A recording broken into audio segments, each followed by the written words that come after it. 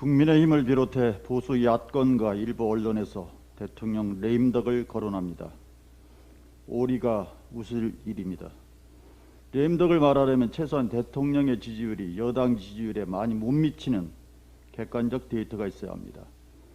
최근 각종 여론조사를 봐도 대통령 지지율이 정당 지지율보다 10%가량 높습니다. 레임덕 운운하는 것이 얼마나 근거 없는 궁여지책인지 이것만으로도 알 수가 있습니다. 아마도 검사 간부 인사 과정과 검찰개혁에 대한 이견을 침소봉대에 말하는 것 같습니다.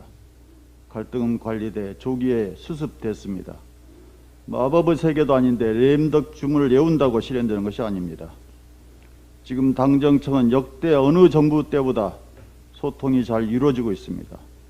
구동 존의를 추구하고 있습니다. 약간의 이견이 있는 게 이상할 것이 없습니다. 보수 야권은 당정청이 일체적 모습을 보이면 전체주의라고 하고 이견을 보이면 엇박자, 이제는 레임덕이라고 말합니다. 정부 여당의 틈을 벌려 레임덕 프레임을 만들려고 안간힘을 쓰는 야권과 일부 언론의 행태가 참 한심합니다. 단일화를 둘러싼 야권의 분열과 갈등이나 잘 챙기기 바랍니다. 노무현 전 대통령은 재임 시절 국정원장의 주례 독대 보고를 없앴습니다. 청와대가 국정원을 정치에 이용하는 일이 없도록 하겠다는 강한 의지로 일관했습니다. 이명박 박근혜 보수정부 9년은 여당이 국회에서 과반의석을 접한 여소야대 상황이었습니다. 국정원 개혁의 적기였습니다. 그런데 개혁은커녕 청와대가 나서서 국정원의 불법 사찰 정보를 받고 정치에 이용했던 것으로 드러나고 있습니다.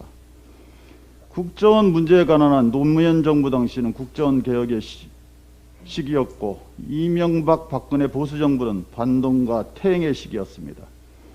이런데도 불구하고 홍준표 의원이 똑같이 사찰해놓고 이명박 박근혜 정부와 문제 삼는 것은 뻔뻔하다라는 주장은 물타기를 의도한 어불성설입니다. 대통령 후보로 나섰던 홍준표 의원이 꿈꿨던 나라가 사찰 공화국이지 않았나 상상하면 끔찍합니다. 홍 의원은 본인 입으로 40년간 사찰당했어도 불만이 없다고 말했습니다. 그렇다면 홍 의원은 국정원에 본인의 사찰 정보를 공개적으로 요구해서 국민 앞에 모두 공개해 보기 바랍니다. 그러면 홍 의원이 얼마나 투명하게 살았는지, 어떤 방식으로 사찰당했는지 일깨워주는 좋은 계기가 될 수 있을 것입니다. 기대해 보겠습니다. 이상입니다.